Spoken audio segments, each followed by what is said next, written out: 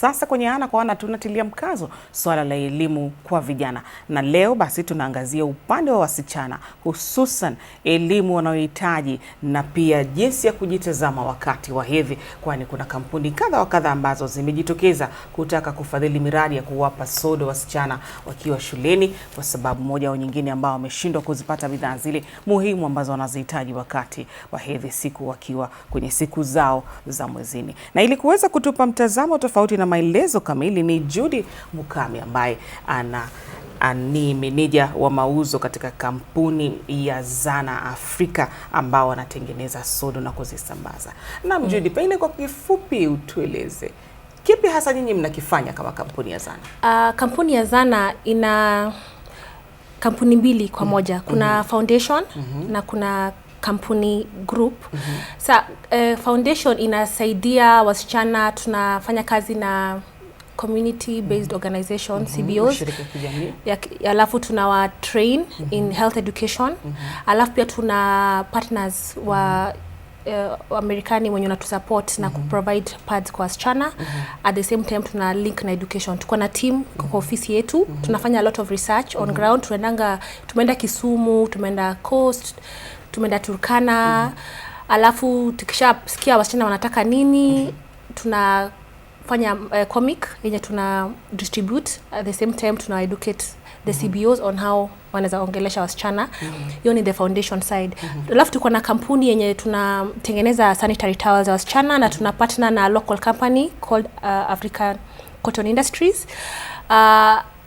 Before tutengeneza hiyo pads, tulikuwa tumefanya a lot of research kuelewa msichana what does she need, kama anaweza afford. So ni products zenye ni mzuri, zenye wanaweza afford, na tuna distribute across the whole country. So kuna two arms. So the group arm inasaidia the foundation kusupport wasichana. Tumefanya kazi na about more than 30 CBOs across the country. Tunaendelea kuwa support. Hata coming on Thursday, the menstrual hygiene day, tutakuwa Kwale, na tutakuwa pia tuna support in terms of health education na sanitary towels education, menstrual hygiene, na hizo zote pamoja. Naam, tuje kwenye haya mafunzo mnawapa wasichana ya kujaribu kuelewa jinsi wanapaswa kujitazama wakati wakiwa kwenye siku zao, wakati wa hedhi. Mnawapa elimu ya namna gani ambayo itawawezesha kuelewa vizuri kabisa? Je, ukiwa katika siku zako, ufanye vipi? Ujitazame vipi kama mtoto wa kike? Actually, hiyo education ni mingi sana, ni about mwili, vile wanafaa kujitunza.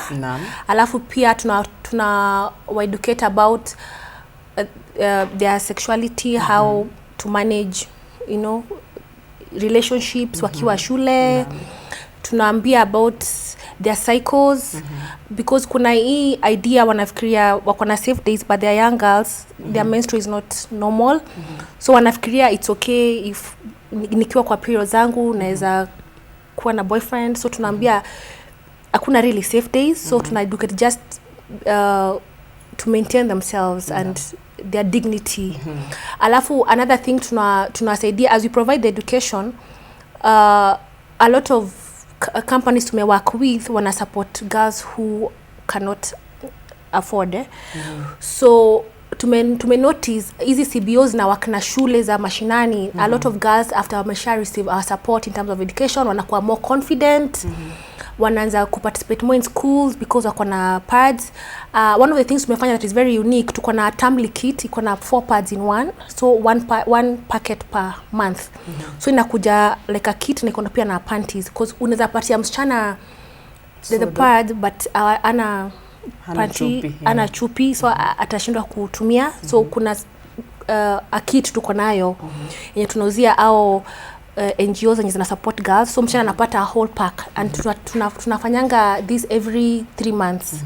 So there is a continuous flow, of support using these NGOs. So the education level ni all encompassing, see just about menstrual hygiene, how to take care of yourself. You ni one of it. Na pia tunaambia how to handle the situations they go through, because nowadays wasichana wadogo sana wanaanza kuwa na interaction mapema. Alafu pia unapata watoto wadogo wanapata watoto. So pia tunafundisha how to interact with such situations, kuwasaidia pia wajua wako na their own dignities, wako na right ya kusay no, and where they can reach us. Tunapatia contacts in case kuna situation wenye ni difficult for them, wanatupigia simu, tunatuma watu there. Tumetrain like trainers of trainers around the country, so tunawapatia hizo numbers na wana interact na watu, wana support. So yeah.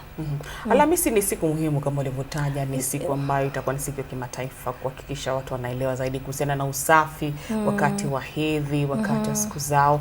Sasa nyinyi kama shirika mnajiandaa vipi kwa siku hii? Tuna work very closely na Ministry of Health. Last year tulikuwa Tharaka Nithi na tulienda na products na education comics na tuka interact with girls. Tunaendanga na pia our research team ku find out what do you really need, ndo tukiyafanya hiyo comic yetu ina address all the issues. So tuna make sure tume establish our contacts na the girls around that area. So at this point in time kutakuwa na event in Kwale. So tutakuwa there with the whole team, our comic team, our research team.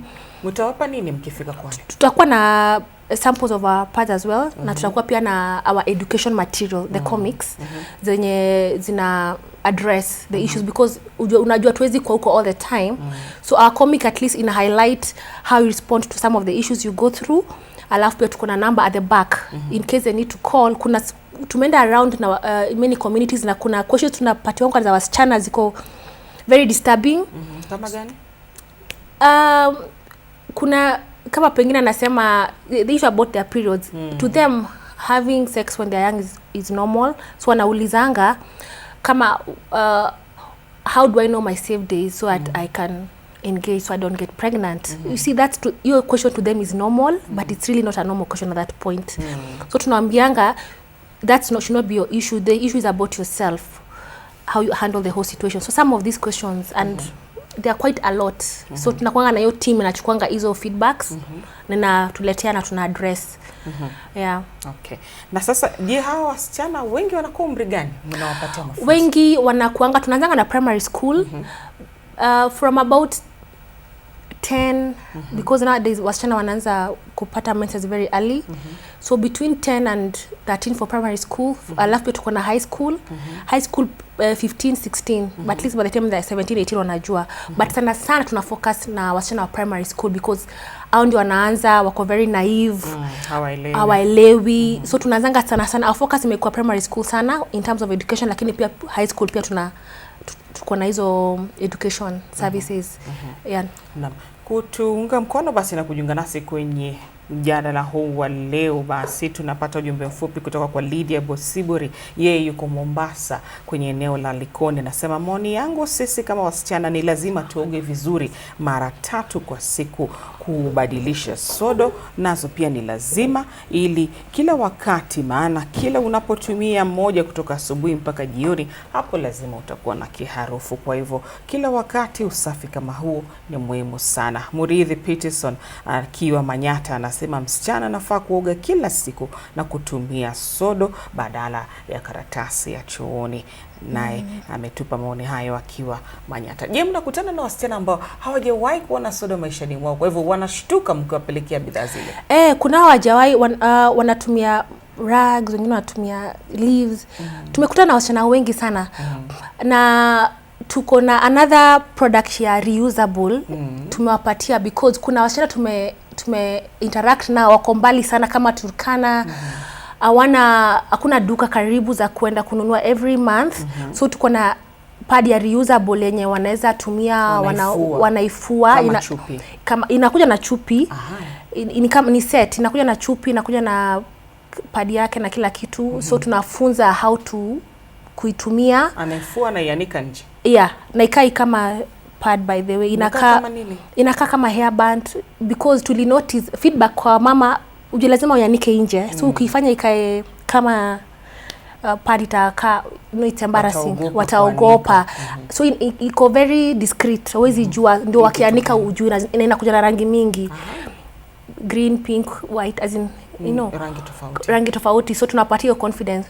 So kuna mama wengine wanatumianga ama wasichana wana prefer kutumia hiyo ya reusable usiku kama amelala kama amefika nyumbani because lazima uiweke ndio uende ukaifule nyumbani. So tunaofanga service ya kuwa na both disposable na reusable. Yeah, so tuko na zote mbili.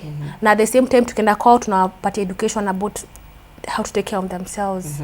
Yeah. Je, mnakuta tatizo liko wapi? Kwa nini wasichana hawa hawafahamu, hawaelewi matatizo, yani mabadiliko ya mwili wao na kwamba sasa wamekuwa ni wasichana na si watoto wadogo tena? Kwa nini hawaelewi? Sasa zingine ujue wazazi hawako free na watoto wao, na pia wasichana wanaogopa kuambia, kuuliza. So unapata msichana kuna shida, na sasa kama hizi ambia mzazi, hizi ambia mwalimu, so wako in a very serious situation.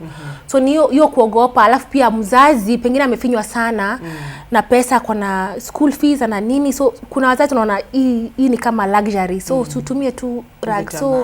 So msichana tu na struggle na hizo mambo. So ni hiyo freedom ya kuongea about the whole situation, about her own hygiene, na pia about her sexuality. They come hand in hand. So hiyo subject ni kama forbidden.